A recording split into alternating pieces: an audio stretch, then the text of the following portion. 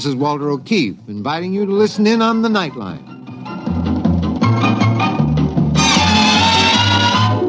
Tonight, live the incredible life of ages yet to come, in a time that might be 1,000,000 years from now, on X-1.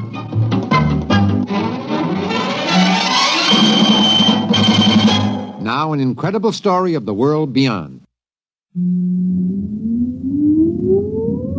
Countdown for blast-off. X-5, 4, 3, 2, X-1, fire.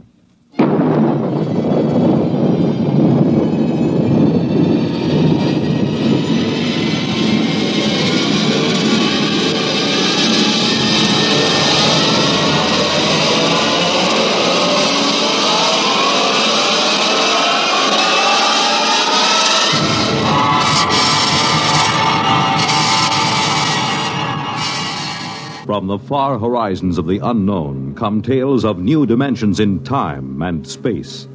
These are stories of the future, adventures in which you'll live in 1,000,000, could be years on 1,000, maybe worlds. The National Broadcasting Company, in cooperation with Galaxy Science Fiction Magazine, presents X minus 1.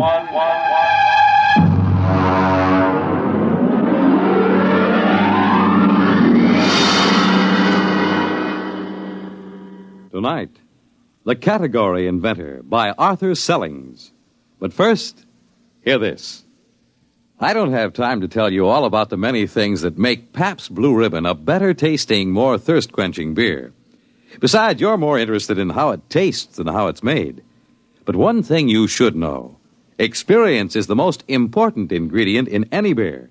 And Pabst is the product of America's oldest national brewer, established 1844. Pabst of Milwaukee.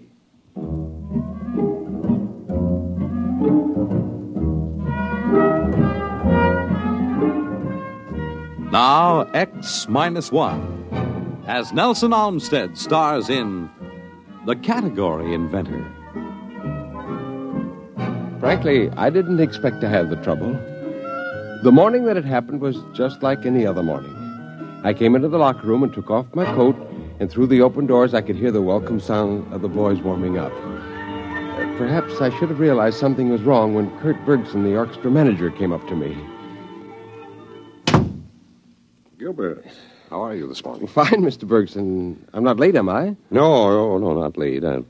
You must have left the house early this morning. Yes, I did. It was such a nice day, I thought I'd walk. Luckily, I don't play the double bass.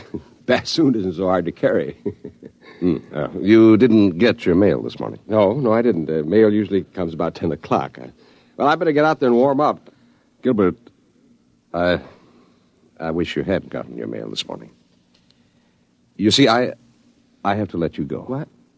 What do you mean? Why? What's the matter? Well, you understand. But there's a concert tonight and tomorrow night. Who can you get to replace me? Where can you get a bassoonist? Where? Oh, no. I'm sorry, Gilbert. It had to happen. Oh, no. Not the bassoon. The timpani I can understand and the piano, but not the bassoon. I'm going out there. Don't, Gilbert. Don't. You'll just be unhappy. Now, let me by, Mr. Bergson. I've got to see it with my own eyes.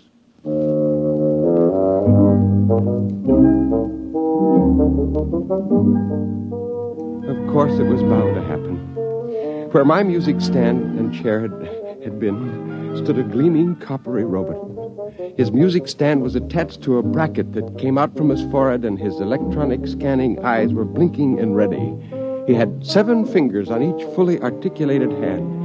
His lips were precast in perfect bassoonist embouchure, with flexi-plastibutyl skin adjusting to the reed. I could hear the softly whirring motor of his constant pressure breath apparatus. It had come. The robot bassoonist. Now, Gilbert, honey, you mustn't be depressed. It's not your fault. The world doesn't understand creative artists anymore. No, bassoon player isn't creative, Marge. He executes. Well, anyway, he's an artist. That means he's got intelligence and imagination. And that means he's got a head start when it comes to a new job, doesn't it, honey? Sure. Yeah, head start. Marge, I tell you, there isn't any use. I've been checking into the category office every day. All I know is how to play the bassoon.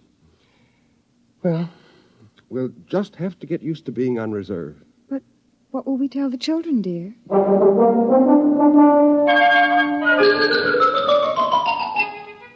And then, of course, one day the household robot broke down in the middle of breakfast. Gilbert! Well, what is it? What? The robot right in the middle of getting breakfast, it exploded. I'll ring center. Oh, but the children will be late to school. Call in, Michael. Well, there's not much use in their hurrying if there's no breakfast, is there? Well, I'm trying. You think it's easy making breakfast by hand? No. Don't just stand there. Do something. Oh. The children won't get any breakfast, and they've got enough to put up with. Well, what do you mean by that? What exactly have they got to put up with? Look, I haven't got time to argue with you. Which one of these tubes is the orange juice concentrate? I think that's ketchup. Look, turn it off. Oh, you jammed it. Oh, it's been like this ever since you stopped. Ever since I what? Oh, keep your hand over the ketchup. It's flooding the kitchen. Ever since what? Ever since they put me on reserve. That's what it is, isn't it? Listen, if you think... Oh, that confounded robot always in the way. I ought to... If you're going to use foul language, you might at least keep your voice down. You know what sharp ears the children have. Oh, so now I'm a corrupter of my own children. Well, let me tell you that... What's that? The Henomat. I said it to synthesize fresh eggs. It's out of control. Oh, Gilbert, there goes the ketchup again. No. Do something.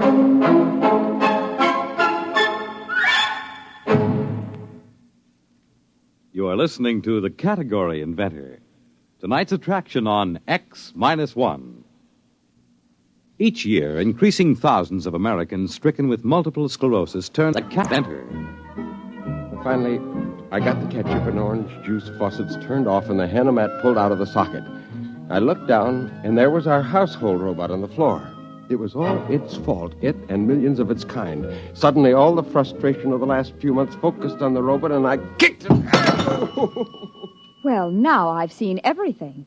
A grown man actually kicking a poor, defenseless robot.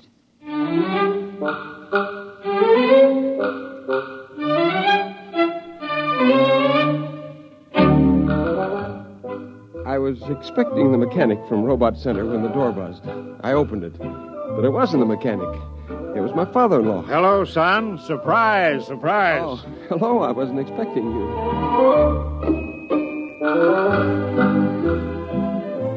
George is a politician. They haven't yet found a robot that can take that trade over. Right behind him was the mechanic from Robot Service. However, he wasn't the mechanic, he explained. Actually, you see, I'm a robot therapist, specializing in robot psychiatry and robot synaptic stimulation. Well, what do you mean, therapist? I sent for a mechanic. Now, you just leave it to me, sir. Where is the robot? In the closet. I dumped it there after it broke down. Oh, too bad, too bad. It would have been better if you'd left it where it fell. Failure attitudes often give invaluable pointers to the cause of breakdown. In here? Yeah, that's right, in the kitchen closet. How do you like that? They got psychiatrists for robots. Well, certainly, son, that's the way things are now. They're branching out, keeping one step ahead of the robots all the time. Man's got to be adaptable. Now, you take old Tom Angel. Old Tom up and registers himself as the first of a new generation of reading card verse writers. He was first in, so he got charter rights. Now, you got the idea? Once you get in the progressive mood, you're all set. Yeah, funny kind of progress, dusting off a defunct custom. Yeah, well, nowadays a man doesn't have to fight for a job. All he has to do is to invent one. That's one of the platforms of our party, the party that stands up for the reservist rights. Why, you know, it was our party who saw to it that every family worker and reservist alike had a robot of his own by inalienable rights. No, I'm sick and tired of having a robot of my own. I'd be perfectly happy if there weren't any robots at all, especially the ones that sit in their chromium-plated tails in chromium-plated orchestras playing chromium-plated bassoons. What? Why, Gilbert, you don't know what you're saying. You're talking like a Luddite. Oh, I am I? What's a Luddite? It's history. They were the people who broke up the first power machines 200 years ago. Well, if that's the way you feel... Hold it now, son, wait a minute, hold it. Well, what is it? What's the matter now? Pop, I've got it. Excuse me, I'm on my way. Mr. Perry, I just gave your robot a tape audio in there, and the results were sad. Yeah, well, look. Sad. Yeah, look, I'm busy. I'll talk to you later. That robot has developed a severe guilt complex. Guilt complex? That's right. Oh, they're sensitive, you know. Once they get the idea their owners aren't happy, they brood about it. They make mistakes, and that makes them feel more guilty. You just have to keep these robots understanding that you're happy. Finally, I got away from the robot psychiatrist. The category office was crowded with reservists hanging around with the slender hope of getting in a hot tip. I went into the first booth and spoke to the robot clerk. Yes, sir. You wish to file a category. I have your name and other information now. Nature of category. Neo-Luddite. Repeat, please. Neo-Luddite. Definition? The lawful opposition to the robot economy. Now, let's see a robot take over that job. Classification of category. Political. Your application will take a short time to check. This machine sends a copy to the registry below. They carry a complete file of all categories. Oh, is that it? I'm sorry, sir, but your application has been rejected. What? The category office extends its sincere regrets and trusts this will not deter you from making further application at the category office. Now, you listen here, you metallic mouthpiece. That application is legitimate. Now, nobody's got any right to reject it. Now, you can't just stand here. Sir, you are overexcited. The supervisor is on his way. Ah, Mr. Perry, you're upset, eh? Well, you understand we dislike having to turn down anyone's application. Now, listen. Now, that category I put forward is perfectly good. I've got a right to be heard. An opposition party is just what's needed. Well, of course it is, Mr. Perry. I was only trying to tell you that you couldn't register that category because it was registered years ago. What? Yes, the Humans Only movement is a recognized party, even though it's never managed to win an election or attract many adherents. But the movement does have state backing, funds, officers, the same proportion of salary to officials, members, the same as the two big parties. Better luck next time, Mr. Perry. There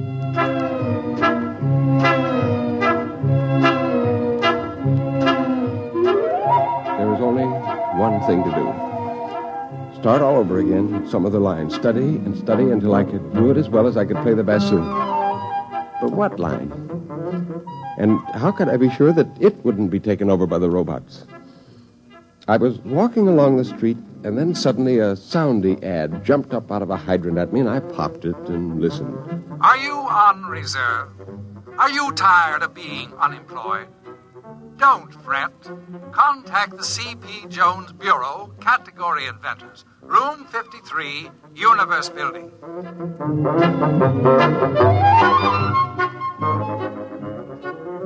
Just as I got to the Universe Building, the doors swung open and two big bruisers came through carrying a little old man. You let me go, you hear? Let me go!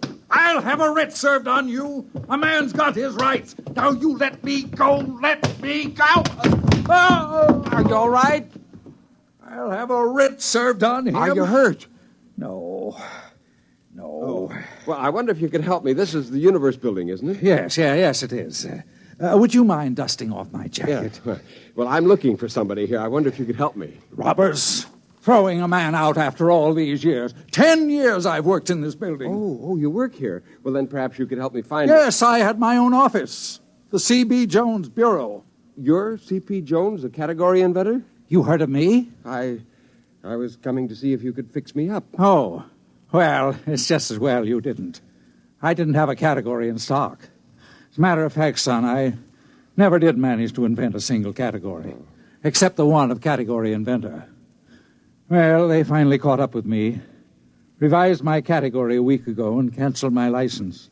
Say, would you like to have a drink? No, I don't have any money, only reserve script. Well, that's good enough for an emergency. Come on.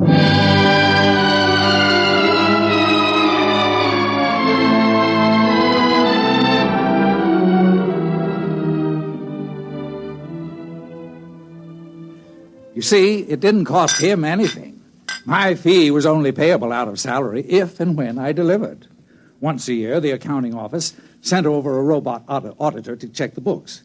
Oh, I had 2 or 3 sets of books, but they finally caught up with me, and now I've got to invent another job. I used to be a trapeze artist in the circus. I was the oldest trapeze man in the game, but I got too shaky. Have another drink. Yeah, well, it's my turn to buy. All right, but say, after we finish this round, let's move to a real bar.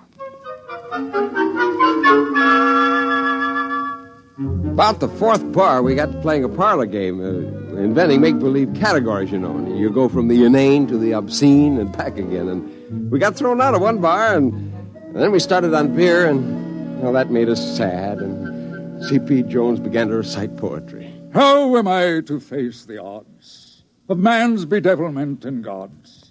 I, a stranger and afraid, in a world I never made.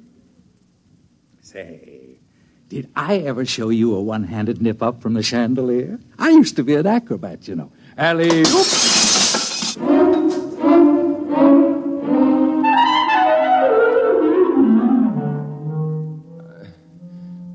I woke up with the sun in my eyes, and I saw a figure moving.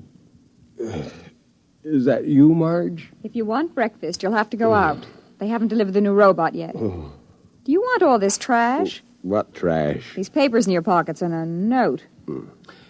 What does it say? Oh, I'm not surprised you can't read this morning. I'm surprised you're breathing this morning. No, please, Marge. All right. It says umbrological parallax tracer. What's that? Umbrological parallax tracer. Umbrological, That's it. What's it? That's it. Give me my pants. I've got something to attend to.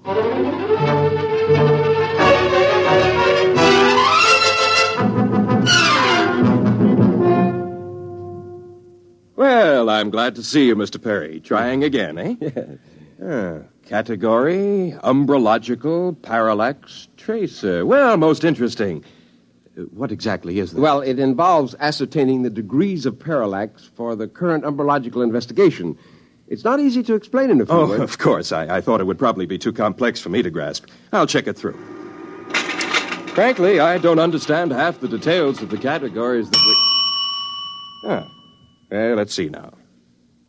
Oh, dear. What's the matter? The West Town office has already admitted an application this morning for an umbrological parallax correlator. Uh-huh. Now, you'll have to prove that the two functions are distinct and separate. Umbrological parallax That wouldn't have been a Mr. C.P. Jones, would it? Why, yes. You know each other? Well, yes, we should have met this morning and filed our categories together. But a parallax tracer is entirely different from a parallax correlator. You see, a parallax can be correlated in a dialectical opposition in a conjunction to and with it being traced. Now, to put it more simply... Well, that's perfectly all right. I'll see that the distinction is made. Well, your charter will be mailed to you within a few days. I suppose you'll want to share offices with Mr. Jones? Why, yes, sir. Yes, I suppose so. Very well, then. I'll have the offices assigned. Congratulations, Mr. Perry. You're off reserve.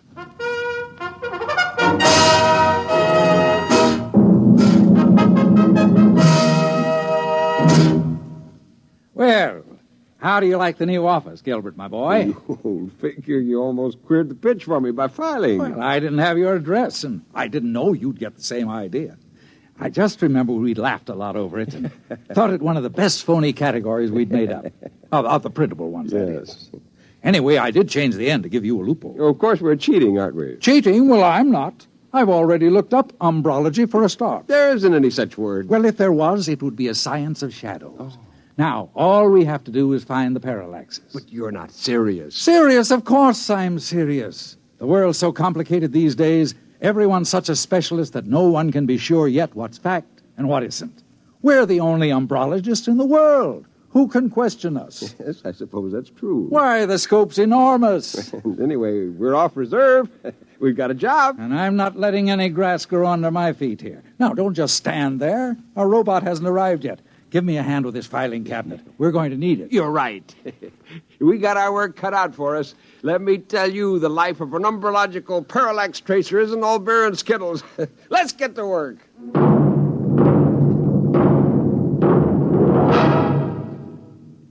Fred Collins again, and I'll have a word for you about tonight's X-1 in a moment. On your weekends, at home or in your car, or at the beach, or wherever you are, take a radio along and let Monitor take you along to wherever exciting and interesting and entertaining things are happening anywhere in the world. And sometimes under it, like this. This is Bob Haynes speaking to you from the central control room aboard the U.S. submarine Sea Lion on this UDT exercise called the Bottom Lockout. We're about ready to dive. That sound you just heard was the decompression. The top bridge hatch is closed. We're all secured now. Dive. There we go. Yes, from a ride in a Navy submarine to anywhere in the world where exciting and interesting and entertaining things are happening, Monitor takes you there, making your weekends brighter with celebrities, music, news, and sports. This is Frank Blair inviting you to join us on Monitor on most of these NBC stations. You have just heard X-1, presented by the National Broadcasting Company in cooperation with Galaxy Science Fiction Magazine, which this month features Daniel F. Galloway's unusual story titled If Money. Read it in Galaxy Magazine on your newsstand today. Tonight, X-1 has brought you The Category Inventor, a story from the pages of Galaxy written by Arthur Sellings and adapted for radio by Ernest Kenoy. Featured in our cast were Nelson Olmsted as Gilbert, Hetty Galen as Marge, Wendell Holmes as George, Joseph Bell as the serviceman, Alan Bergman as the supervisor, Bert Cowlin as Kurt, and Edwin Cooper as Mr. Jones. This is Fred Collins speaking. X-1 was directed by Daniel Sutter and is an NBC Radio Network production.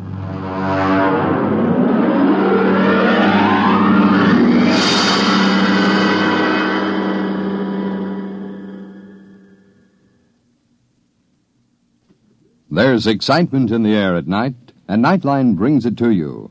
Hear Nightline with Walter O'Keefe, next on most of these